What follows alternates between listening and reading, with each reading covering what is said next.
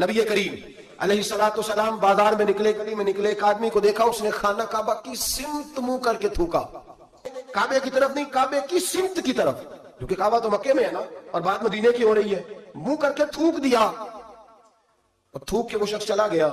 آمنہ کے معصوم لال نے ارشاد فرمایا کون ہے یہ؟ حضور فلاں مسجد کا امام ہے. حضور نے فرمایا آج کے بعد نماز نہ پڑھائے، آج کے بعد نماز نہ پڑھائے. نماز مصلی پہ کھڑا ہونے لگا تو صحابہ نے کہا بھائی پیچھے ہٹ جا، تو نہیں پڑھا سکتا. اس نے کہا وجہ؟ کہنے لگے جس محبوب نے کو اللہ نے نماز دی ہے اسی رسول نے تیری اماموں سے منع فرما دیا ہے. نماز والے نبی نے منع کر، تو نہیں پڑھائے گا.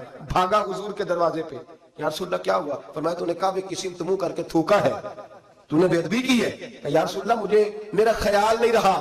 فرمایا جو ادب کا خیال نہ رکھے وہ امامت کے قابل نہیں ہوتا.